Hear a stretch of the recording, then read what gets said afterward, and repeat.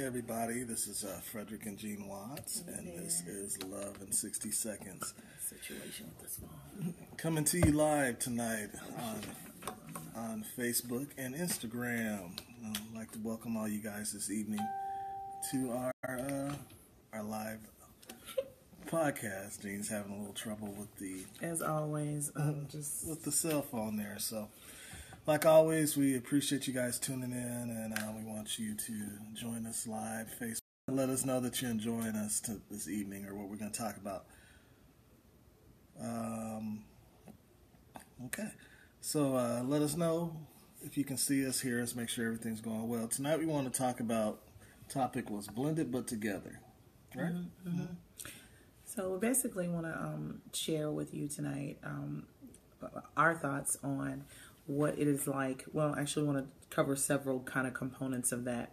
Not just blended but together, but just how you inherit people from your spouse's life. So you inherit a number of people a number of times. You can inherit, you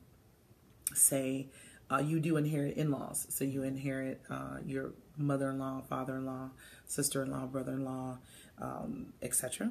And you also inherit sometimes children from your spouse. You inherit your spouse's friends. Mm-hmm. And so we want to talk about how to process all of that and how to build those boundaries and how to just make things work. And then sometimes you have a situation where there's been an indiscretion. Mm-hmm. And then out of that indiscretion, you inherit a relationship. So whether you choose to forgive that person or whatever, but that person, what if they have a child and it was outside of the relationship when they had a moment of when they lost their mind. So we have to deal with all of that. That's real life. That's real talk. So we'll talk about that tonight. And I guess we're going to talk about the first inheritance, which is the in-law, the mother-in-law, the father-in-law. How do we handle that? What do we say about handling life with the in-laws? So the in-laws, I think the most difficult, what would you say that is the most, tumultuous or most commonly dealt with when it comes to relationship with in-laws? That one, who's the most, notorious for being a difficult relationship? I think it would be for men. I think it's dealing with the parent. Like for men, it would probably be dealing with the father. Mm-hmm. Or the authority figure. Mm-hmm. Because you're thinking, sometimes I think, oh yeah, you're taking my baby, you're taking my daughter, and some justified. So mm-hmm. You might have to deal with some things, or like we said before, for women, it may be the mother, or like we said, like I knew your mama was like that. I didn't know your mama was like that, so a parent.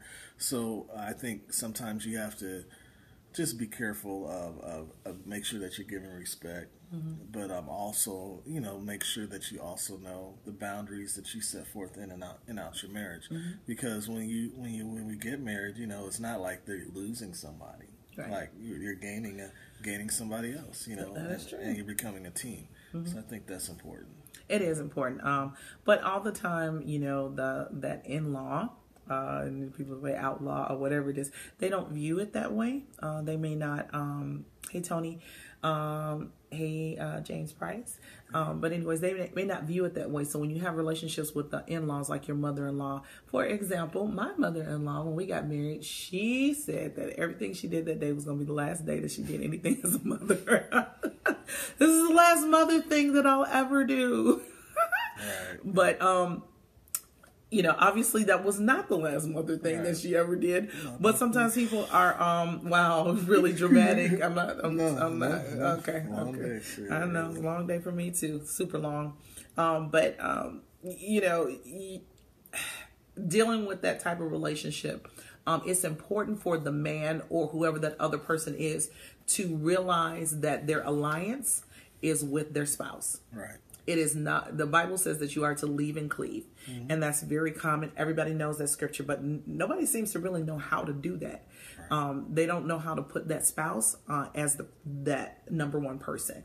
Yeah. And if you do that, then you can be successful because that mother-in-law, that father-in-law will know that they cannot overrule or run your house. Right. Right. Or you can't always be running back to mama or running back to daddy to handle situations in life. That you have to, build your dynamic as a team and be one. I appreciate the fact that you have put, it's really not that important on this one. I appreciate the fact that you have put me first. And so that has really helped to build our team. And to help our mother-in-law, help me to love her and to minister to her and help me to include her into our lives and not go into the relationship with difficulty because I'm competing against her or she's competing against me. Right. And you want to make sure when you're going into a marriage that you do not put other people before your spouse. That's right. That's very important. And if your spouse communicates, and certain things that, hey, or how do you deal with that husband that is a mama's boy, which is okay to be a mama's boy, but, love your mama, but your mama is not your spouse. That's right. She's not the one that is in the household. That's not, you honor your parents, but you don't honor them so much where they are in between you, because that's not even biblical. The only people in your marriage are you and your spouse and God. So anybody else is an outside bystander.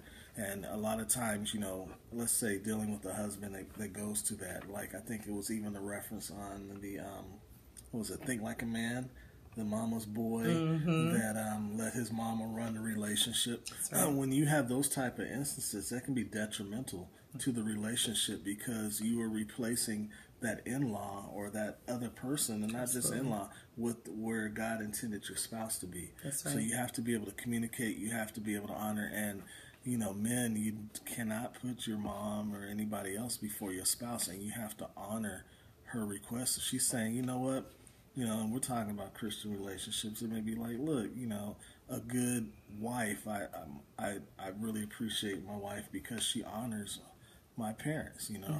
Her parents have moved on, but when they were there, they were loving and kind to us, and she shows that same love and kindness to my mom like it's her mother. And that's honor, and she does that because not only is it right, but because she loves me. And a lot of times, men, you have to make sure that you are loving your wife in that way so that you honor her, because nobody else is in that bedroom, nobody else is in that household but your wife. Absolutely, yeah, and that was very well said. It does make it easier for your spouse to love that in-law if they know that they're number one in your book. But if they feel like they're competing, if I felt like I was competing against your mother for your affection or your love or your attention or your honor or respect, then it would make it difficult for me to love her or to include her or to bring her in, because I feel like I'm trying to compete with her. But if we're one together and whatever we do together, thank you, Terrence, we love you too. Whatever we do together, it makes it easier. It makes it more doable. So that has to be done. Women the same way. You can't always run home to mom. You can't always run home to your dad. If you got an unhealthy relationship with your father, meaning like, oh gosh, everything I'm going to ask my daddy to do, I'm going to ask my dad to do this. You can't ask your dad to do stuff all the time. Right. You can't ask him all the time. And I was a daddy's girl. So you can't ask him. And unfortunately, my parents have passed, as my husband said. But, I love both of my parents dearly. I love my mom so much. Talk to her every day. But, when she was alive, I did not put my relationship with my mother. That's so awesome, Terrence. You almost made me cry when I looked at that. When I had my relationship with my mother, I didn't put my relationship with my mom over my relationship with my husband. I didn't do that. And I love my mom. He loved my mom too. It made it easier to love my mom. Same thing with him. It makes it easier. So if a mother-in-law is overbearing or she's crazy or she's doing, or if one of the spouses thinks she's overbearing, because sometimes you dealt with your overbearing mother or father or sister or brother for many, many years. So you're used to it. Well, they're not used to that. Right. So it can be an issue. So you definitely want to make sure that you are always putting your spouse first. You're always loving your spouse first. You are doing everything that you can to make sure that you're cleaving to your spouse. Right. So what happens, let's say a situation where it's not the overbearing mother-in-law or in-law or parent, but it's the spouse that, like you said, goes to the mom because they haven't maybe, they're new to marriage. So you got mad at me. We had a fight. And instead of communicating with me first, you go to mom and tell her all about your troubles. You're wrong. 100% wrong for that. So how do we rectify that when we're in that situation? First of all, you need to stop it. That's number one. Just stop it. Don't do it. It's a big no-no. Anybody that's single out there and you watching, you listening, that's a no-no. Do not do that. That's a hard no. That's a super hard no. Do not do that. You don't go to your parents. You don't go to your sister, your brother, and say, okay, this is going on in my relationship, in my marriage. That's too much information for them. That's too much. That's you putting too many opinions. You formulating too much stuff inside your marriage. There's a boundary and a barrier that needs to happen, and that you cover your spouse. You cover your own relationship, because as you grow, some things early on you will regret that you shared because it wasn't even necessary, and you may have moved on from that, but they haven't moved on from it. So it causes weird stuff to happen in your family, and you don't need that to happen. So you got to make sure that you don't, no matter how tempted you are, that you're not doing that. Right.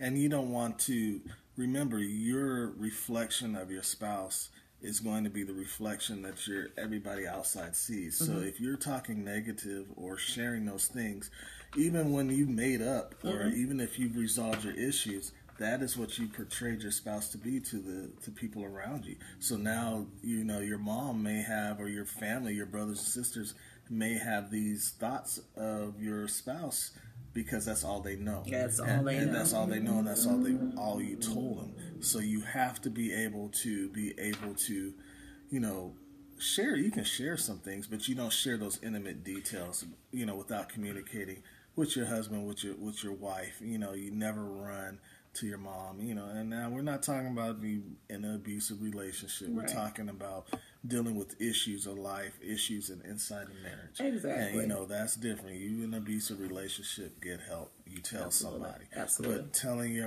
your mom every night that your spouse snores and picks his nose, or whatever. That's none of their business. Exactly. And passes gas or whatever. Or she spent too much money at the mall and she got her hair and nails done when she said she was only getting her hair done. That kind of stuff. Not supposed to be in your finances. No. Not supposed to be in your relationship. Not supposed to be in your bedroom. Absolutely. And that was a key thing. Not supposed to be in your finances. If you having struggles in your finances, really try to work those things out privately amongst yourselves. And I'm not saying that you cannot get help from your family from time to time, but work on dealing with stuff in your house.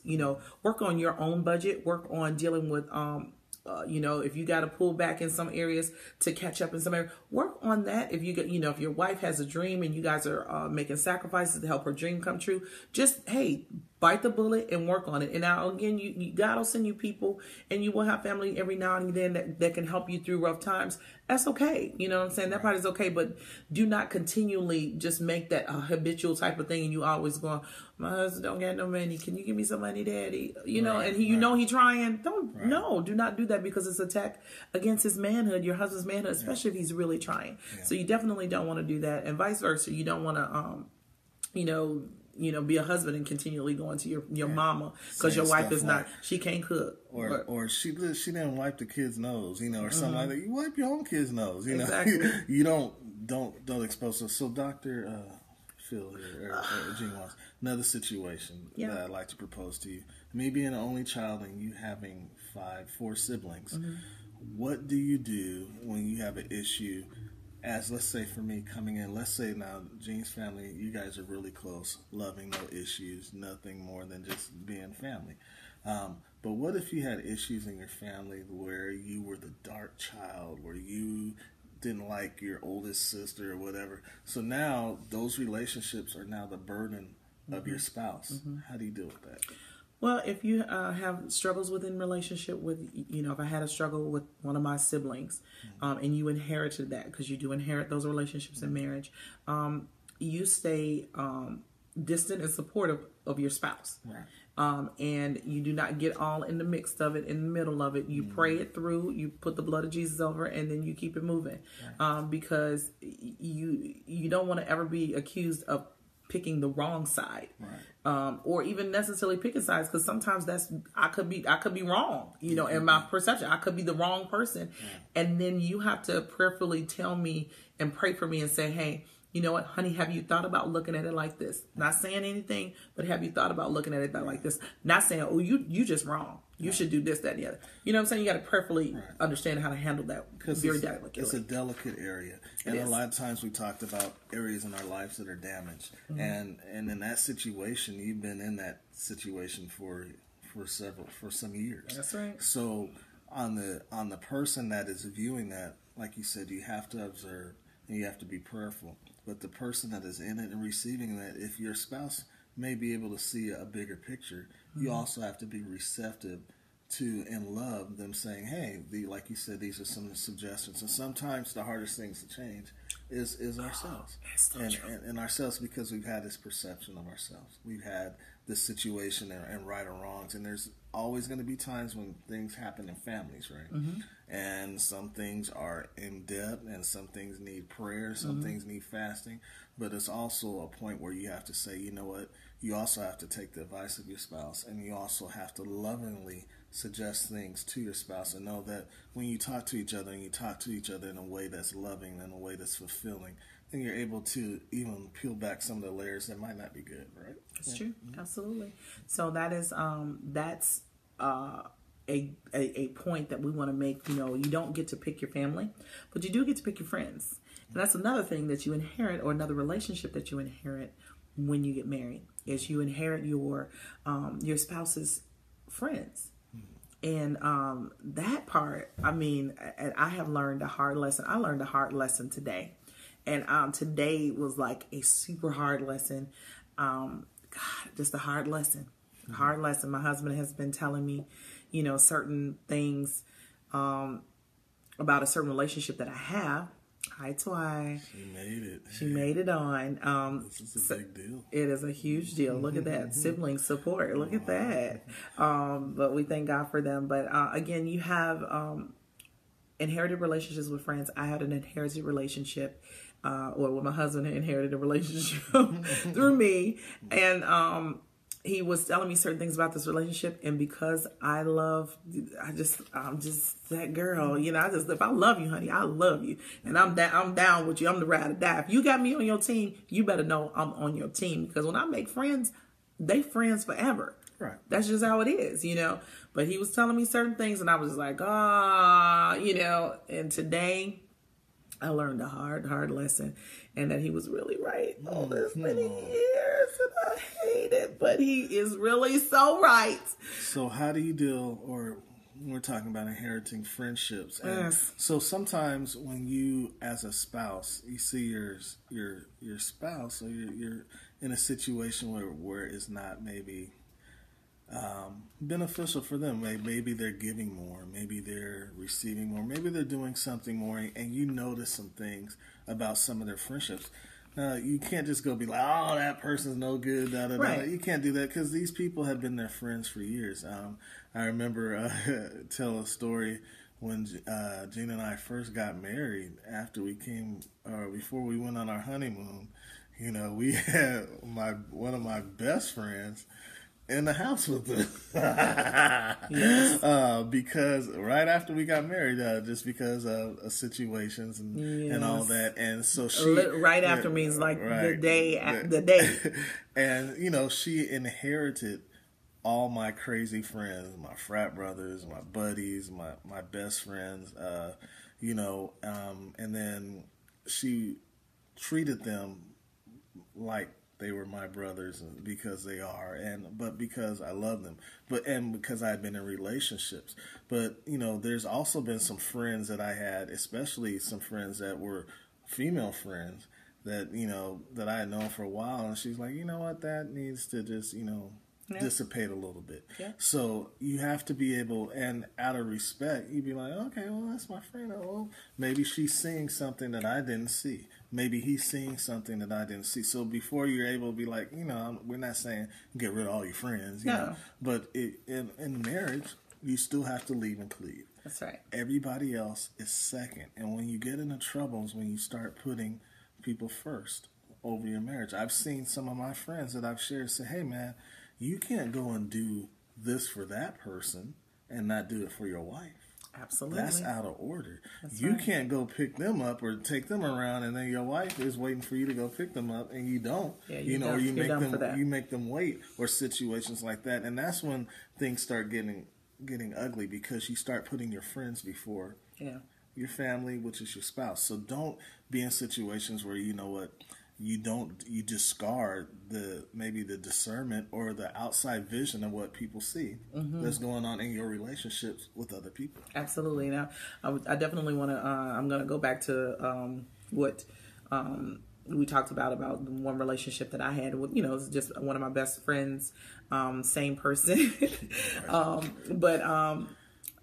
Relationships that are the opposite sex or the same sex, if those relationships are bringing your spouse down in any way, then you want to definitely prayerfully say, hey, why don't you take a look at that? And a lot of times you got to make sure that you're open to listen to whatever it is the objection is that your spouse has. It may not seem like a rational objection, but again, like my sister says something who's watching. She says a woman's intuition is better than a man's facts.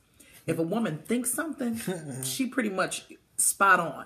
A man can have all the facts and still don't be quite right. But a woman, there's something on the inside of a woman. She's saying another woman, she's saying, your friend ain't your friend, or your friend like you, or your friend think a little bit different of you than what you think they think of. And you're like, oh no, they don't. I've been knowing her since the 6th grade. You know what I'm saying? I used to hit her in the head with a can. Oh, you did? Okay. I'm just saying. When you hit her that head with a can, she was thinking something else when you hit her. So, you have to really make sure that you are listening to what your spouse is saying about any other outside relationships that my sister is right.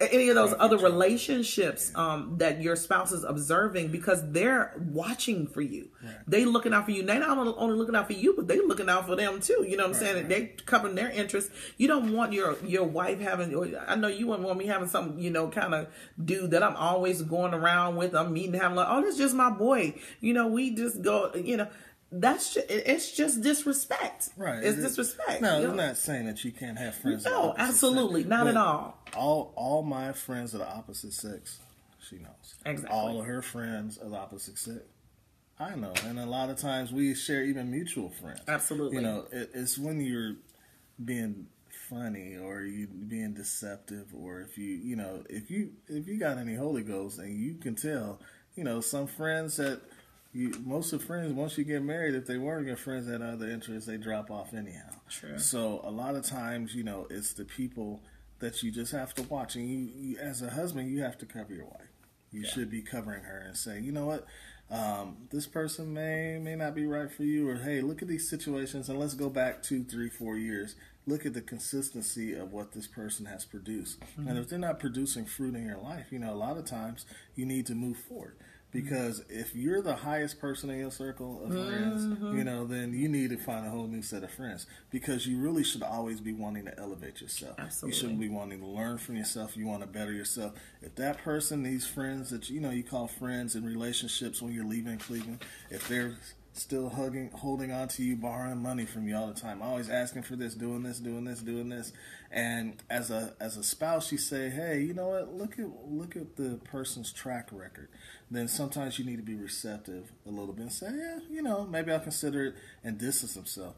Now, if your spouse has a person or a friend that that might have been your boy or your girl, you're like, I'm just not feeling that person. Sometimes it's hard, but you have to honor your spouse. Be like, you know what? I need to spend less time at the frat house. Yeah. I need to spend less time with my boys who are not single. That go out, because that's not what I'm about now. And now my wife is having an issue with that. Hey, friend, I gotta see you later. Hey, my best buddy, I gotta not deal with you because I have to honor my spouse, my wife, and her discernment and her desire. Absolutely. It may not It may not even be discernment. It may just be desire. You have to honor and protect, what your wife's heart is saying, what she feels comfortable with, because that builds security in the relationship. It builds trust in the relationship, and it builds honor in the relationship, because if a woman knows that you are willing to do whatever it takes to protect her, there's not much she won't do for you. There's not anything really that she won't do for you. Mm-hmm. You know what I'm saying? You could commit a crime and she won't testify against you. You know what I'm saying? If she know you, if you her man, trust and believe that she will not testify against you in a court of law, because she knows that you are there for her. And if she knows that, and vice versa, you know what I'm saying? You know that person is your ride or die. Like you said, you know that it's solid. It's good. You're building something solid. But if you're always picking somebody else over your spouse, you're defending your friend who's not treating his spouse right. And you always defending that person, you still hanging out with that person. Spirits are transferable. So you want to keep hanging out with the person that's just a cheater. You want to hang out with the person that's doing all kinds of stuff that ain't living godly or not living clean. You know what I'm saying? Because some people are not saved and just living a good life. If they're mistreating their spouse, you keep hanging around them. Evil communication corrupts good manners. Yeah. And you will look up and you will never have been that type of person, but you will become that type of person, because whoever is going to be the strongest in the relationship is going to be the person that's going to pull it. Yeah.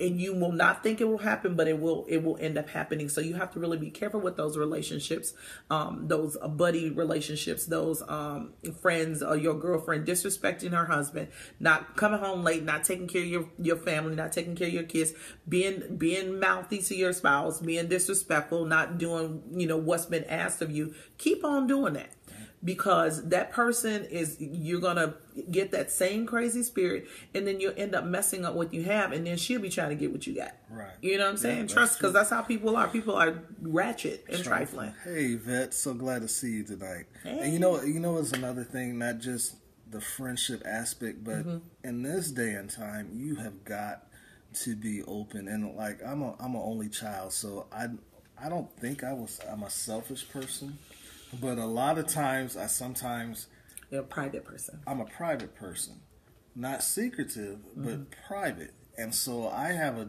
a issue sometimes, like, I've grown in this area, but yes, like if my wife would say, you know what, let me see your phone, I'm sorry. For no other reason, just to make a phone call.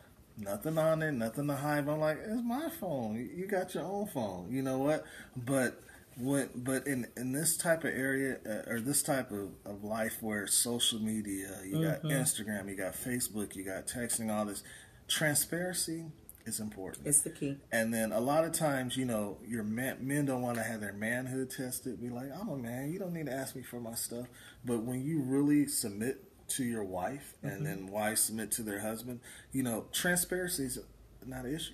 That's right. So hey, take my phone, swipe left or right, do all these things, because a lot of times you don't even have to have friends. You can have some improper relationships on social media. Absolutely. And then sometimes you may be struggling with issues. You might be, not even doing nothing crazy, but may have issue that you're struggling with. And then if your wife is able to see some of the things, and check, you'd be like, why are you looking at this? Why are you looking at all this twerking? Right. Why you keep liking it? Yeah, why you keep liking all this? Why you keep liking that person? Right. Why you keep liking that person? Now, if the person picking, posting a Holy Ghost picture, like I said, I post Holy Ghost pictures. Okay, I post pictures for the most part that everybody can even though it's PG pictures, the kids can like. But if you got girlfriend, she got this angle up here, and she got cleavage showing.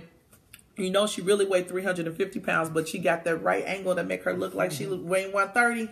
And your husband is consistently liking that picture, or guys, you're liking that picture, or vice versa. You got some guy with some too tight pants on, a tight shirt, or whatever, or he did miss got the briefcase looking like he's super fly, whatever. Let me tell you. Do not be liking those people's pictures, okay? Because first of all, it's just, there's a spirit of thirstiness that's on social media. There's a spirit of thirstiness that makes things just they're not realistic things. They're not real. They're not realistic things, and it makes the fantasy of what that person might really be like. Right. And they're not even really like that. Again, like I said, that person with they just showing you that one angle. Yeah. They showing you that one angle, but they they never take a picture straight on. Well, and that's that 80-20. God is putting you in a relationship that He wants you to be in. Don't go looking for that 20% when you got that 80%. Go ahead and make that 80% work and turn it into 100%. I'll give you a good example. Hopefully it's help somebody. 5 years ago, or let's say for something that happened, if I had somebody, a friend of mine, or not a friend, acquaintance, DM me, and just send me some pictures, nothing crazy, just say, hey, I haven't seen you in a while. 5 years ago, I would just deleted it and moved on. Mm-hmm. But, this time I said, what, let me share it with my wife and say, hey, look, this was unsolicited. This was happened, and what you think about it, Y'all don't want to know what I did. Yes, you do. I'm going to tell you what I did. Listen, girls, don't be DMing my husband. I'm just playing. I'm just kidding. I trust my husband. I'm playing a little bit, but let me let you know what I did and how I handled this. And ladies, this is how you should handle it. And guys, this is how you should handle it. So some unsolicited person from your past, or you know what, even if you did solicit it, like, hey, what's up? You know what I'm saying? And you made a mistake and solicited, like, oh, I didn't realize I solicited, because guys, y'all get real special like that sometimes. Be like, my bad, I didn't really realize that this person was that thirsty. They was gonna come back hard like that. So, and this was some time ago, some months ago anyways. Some person, like I said, DM my husband some pictures and showed them to me. And I was like, oh, that's so nice. Honey, that person was so blocked. That person was blocked. The first thing you do, though, you text them back and you say, hey, my wife, said, hey, she loves the pictures. These are great. And God bless. All right. Blessings, ! But then she was blocked. So it's okay. You know what I'm saying? That's how you have to handle that. And, vice versa. You know what I'm saying? I don't know. That's right, Prophet. I ain't come to play no games. Okay. All right. This right here belongs to Gene Watts. Let it be known. All right. So anyways, and this belongs to Frederick Watts. Let it be known. So, but anyways, just, and I'm being funny and facetious, but this is real life. This is really how you approach that, because you protect your own integrity. You protect your own honesty. You protect your own, because temptation is really easy. It's swift, and it's, if it wasn't, it wouldn't be temptation. You know what I'm saying? It's real subtle. You know what I'm saying? It is subtle. And the enemy is not going to DM you with somebody that, sometimes they will have some hideous pictures because, they weren't great. But, sometimes they would, and like I said, this was like 3-4 years ago, guys. So don't trip, because we have people DM us all the time now that we've been doing this. And it's okay, because I see all of the DMs. We share the accounts.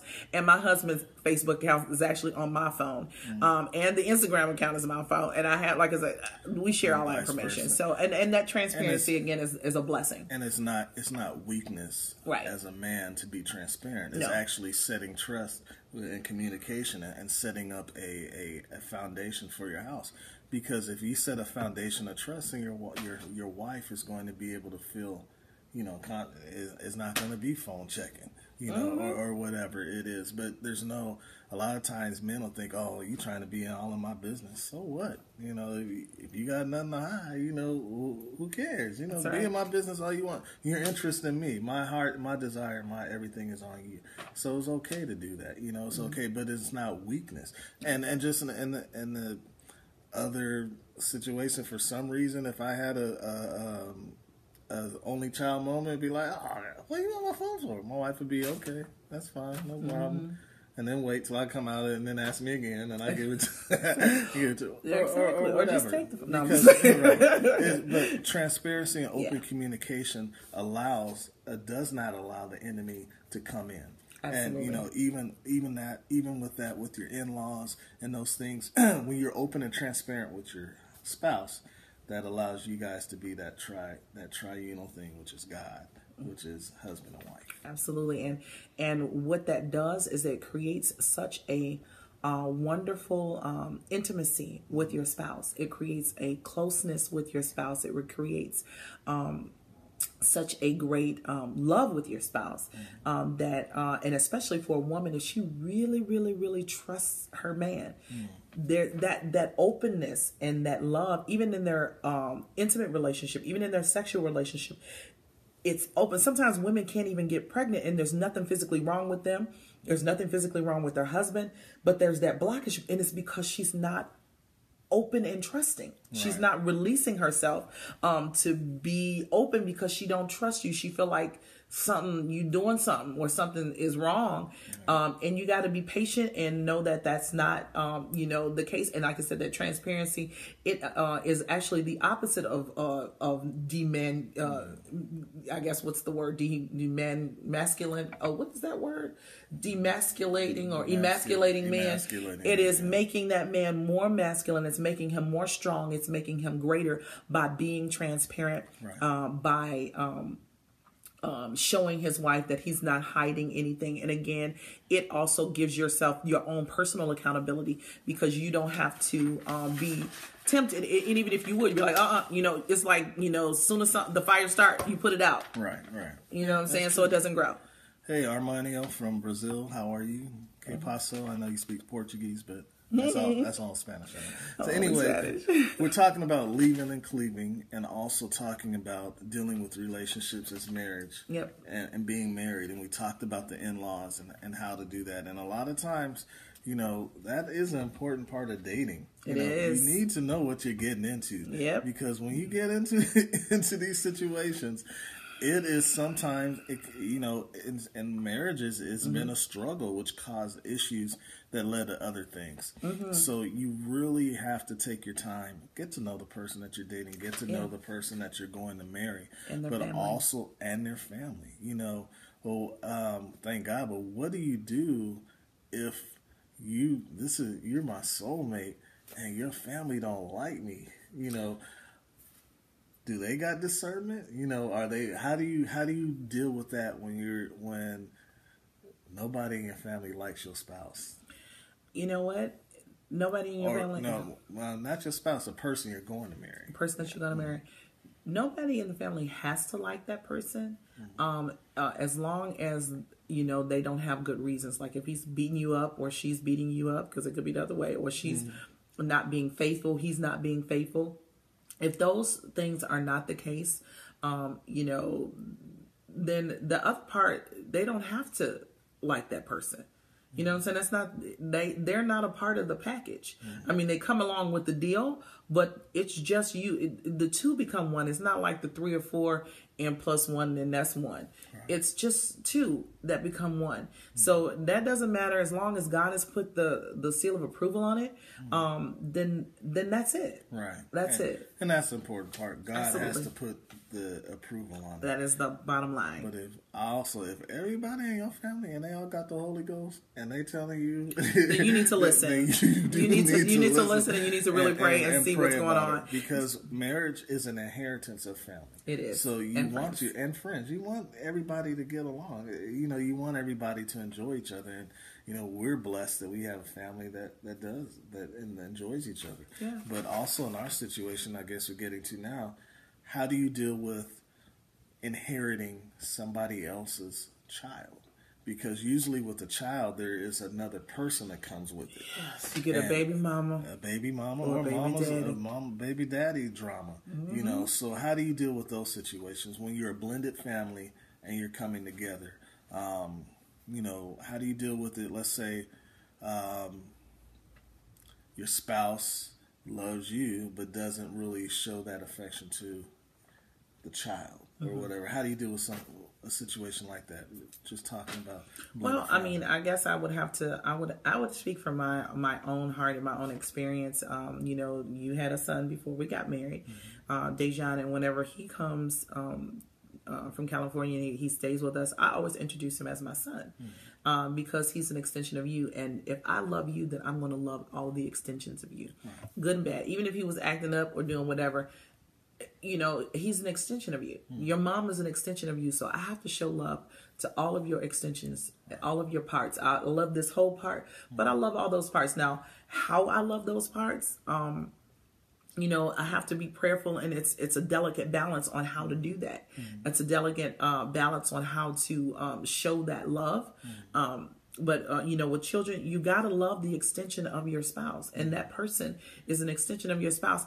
And it makes it easier for you if you find a way to love the extension of that child. It makes it so much easier. Now, you have a lot of other components because people get all in your business, and you got somebody else's mama get in your business. You don't like to turn the thing off. Get in the business and all of that. But it's really it's what God desires.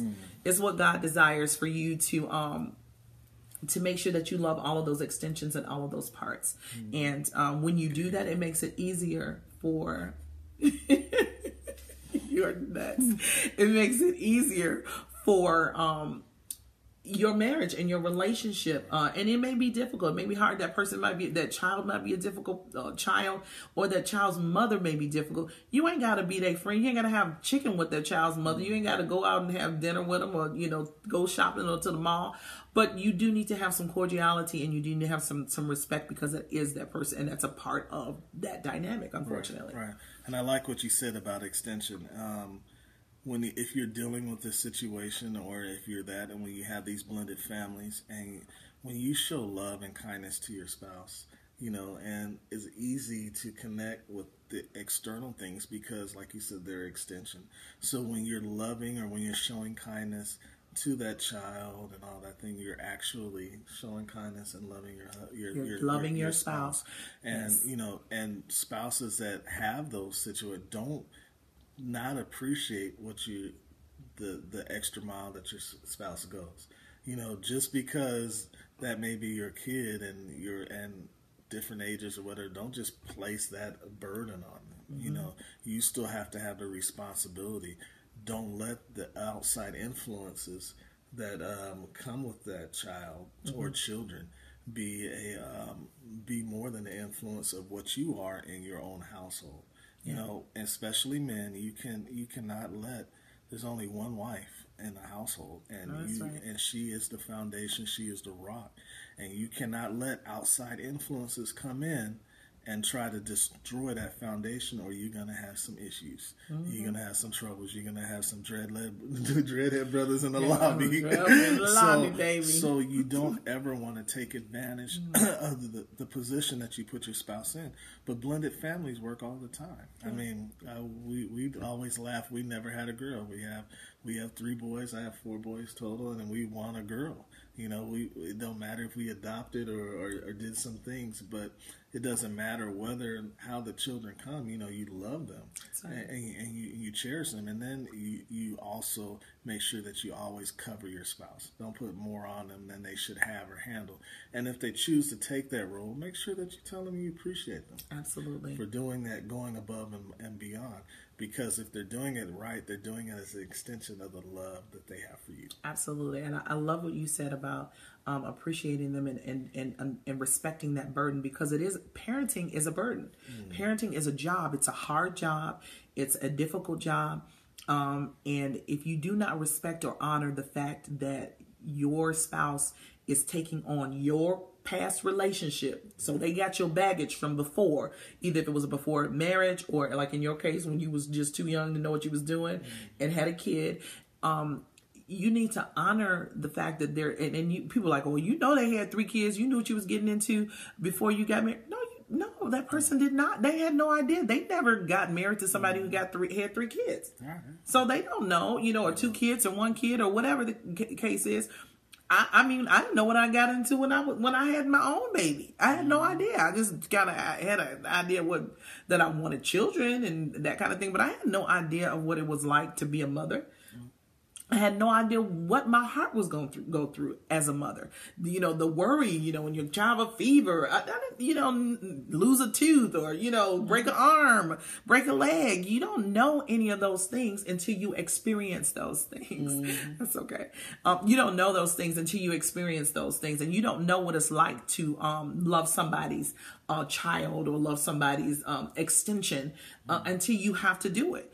And so be patient with that spouse, be appreciative of that spouse, what that spouse has done, how that spouse has sacrificed for you.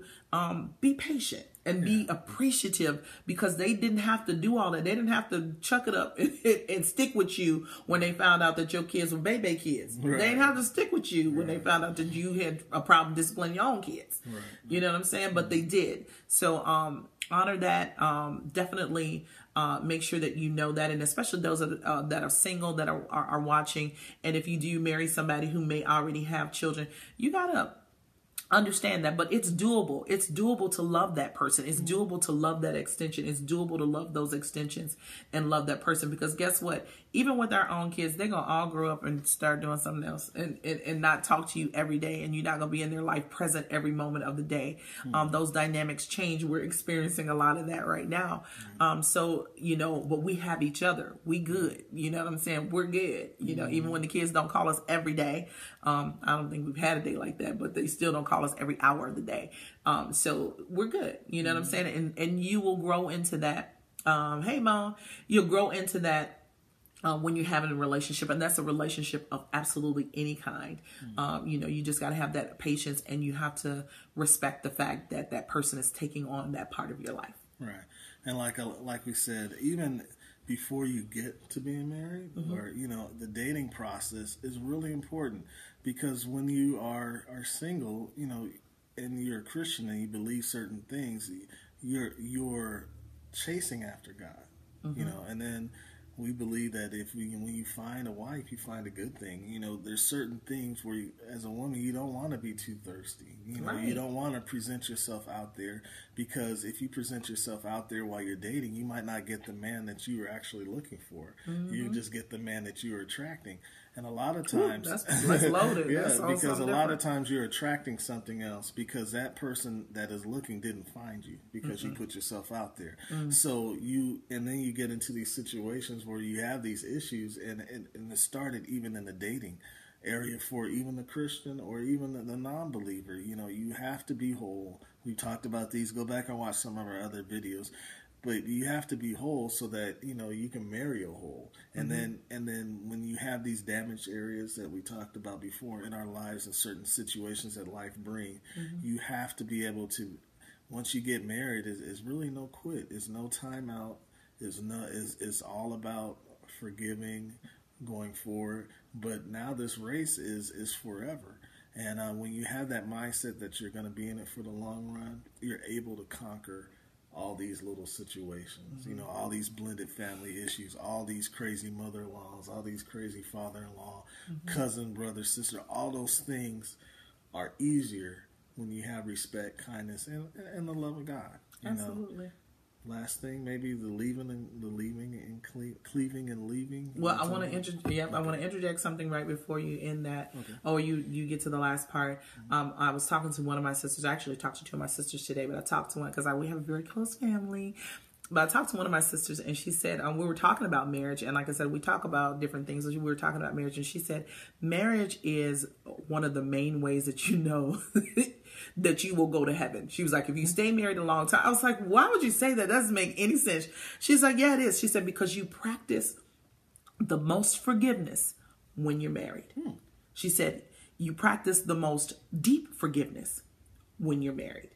She was like, if you practice the most and deep forgiveness, that is what God loves. And she was like, that way you do not give, hey, Madeline, you do not give your ticket to heaven away. She was like, your ticket to heaven is forgiveness. She was like, but if you practice it over and over and over, because no one in the world, not your mother, not your father, not your sister, not your brother, not your neighbor, no one can hurt you more deeply than your spouse. Sure. And if you can forgive them on a daily basis, if you can forgive them with that depth, then you ensure your ticket to heaven. You got your star in the crown. Because that is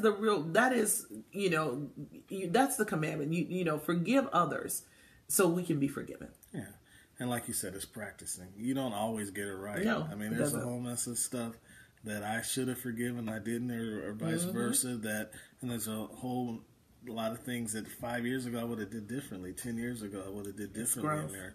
It's growth, and you practice. It's like a doctor practice medicine. That's right. But once again, the foundation and your solidarity comes from the word. You know, it comes from teaching. You know, it's good to share some things like what we're sharing with you. You know, and if you have issues, you know, talk to somebody who you think is good at this. You know, if you're having issues in finances and there's somebody you think is successful, talk to them about marriage and finances. Don't talk to your buddy that's borrowing money from you. Borrow money from you. It doesn't work. If they got a 510 credit score or 480, don't talk to them. Don't. Right. It just you have to be wise in dealing with your relationship, but most of all, you have to protect your marriage. You have to protect your relationship in marriage, and that's just by communicating and trust and having an open heart to forgive when mistakes happen. Absolutely.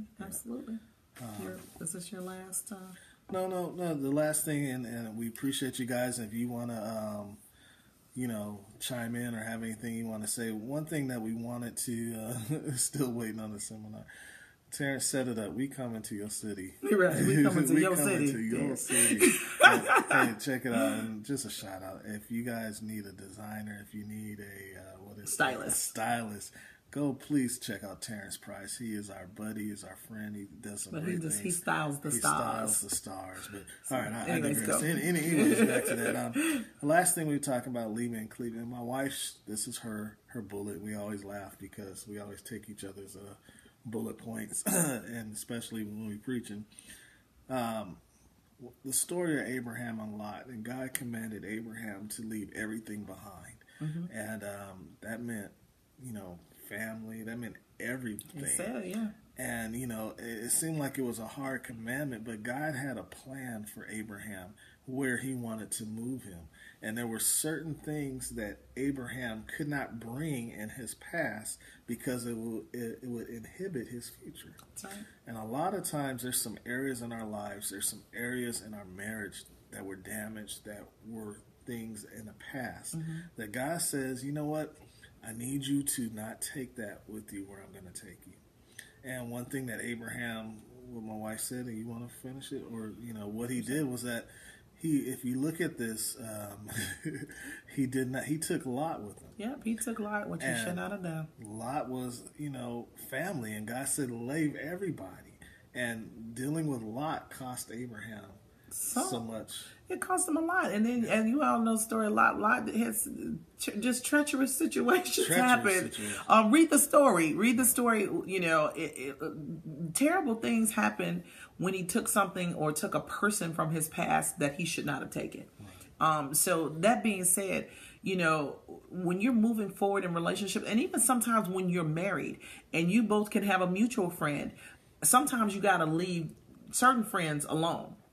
And we just talked about that a little bit ago. Of course, if you got a person that's not being disrespectful to their spouse in any way, and you guys are friends, you need to leave that person alone. You know what I'm saying? Unless you're being a godly influence on them, and you know that that's what God is telling you, you're being a godly influence on them, and you're the stronger person. But if you just, chilling because that's y'all just hang, no, y'all don't hang together. You know what I'm saying? If you forever, are the lenderer, and they always coming to you all the time, then sometimes it's just like, oh, okay, I need to, you can do it for so long, but when God gives you that tug to saying, okay, it's time to not do that anymore, then you need to make sure that you are listening to what God has to say, and you have to leave that past person, because Abraham, Lot could have just completely thwarted the whole plan off, but his plan wasn't going to be thwarted, but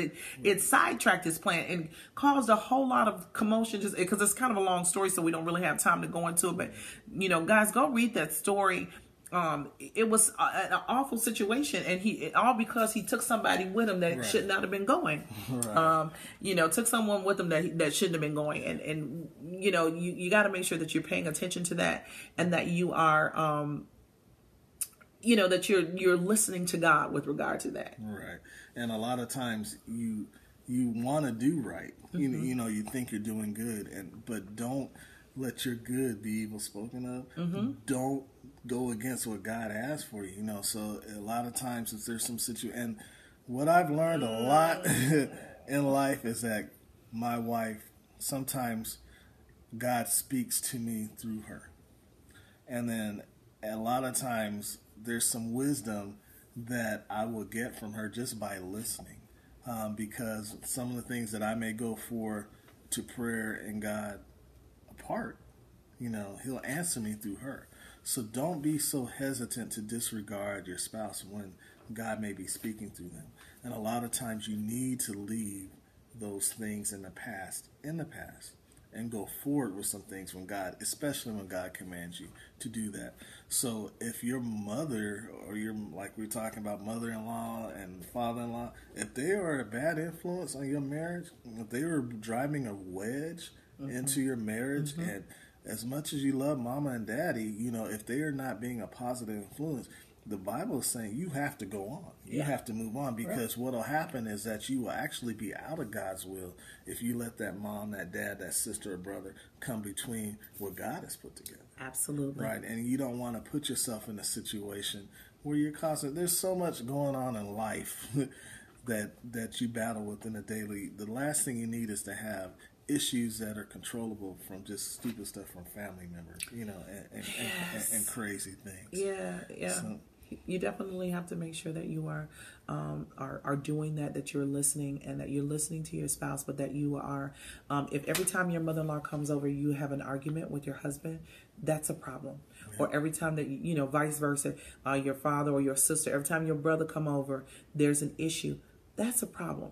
And you guys need to come together and say, hey, you know what? We're going to be on one accord. And then Junebug is going to have to get his life. Yeah. You know what I'm saying? We love Junebug. Junebug, we love you from a distance. But we're not going to be beefing with each other when you come around. Or you're not going to be living in my house. You're not going to do 10 it. years. You're not going to do it. You're not my dependent. You're not my dependent. I can't file you on my taxes. Right. You finna get out of here. Exactly. You know what I'm saying? So you got to make sure that you are making those things known. And I know that it's sometimes a really hard pill to swallow.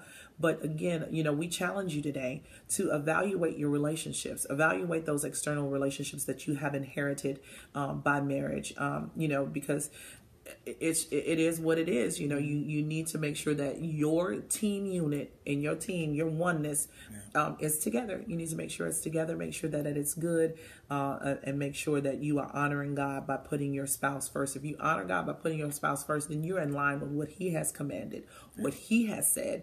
And so you can expect the blessing. You can expect the great. You can expect to advance. You can expect to come out on top, be the head and not the tail, and so, above only and not beneath. And you can expect to be blessed. But when you're doing it every other way, and you like, I don't want to listen to what my spouse says, she ain't gonna tell me what to do, or he ain't gonna tell me what to do, he ain't gonna tell me who's gonna be my friends. We going out after work, honey. We gonna go get us some mimosas and stuff, and whatever whatever you people drink. You gotta listen to your spouse, because they're the person that's watching over your relationship and your life the most. Yep, it's always about your team, and this is my team right here. That's right. And you guys have your team. So we appreciate you guys tuning in. We appreciate the commenting back. You guys are making us laugh. We appreciate you tuning in.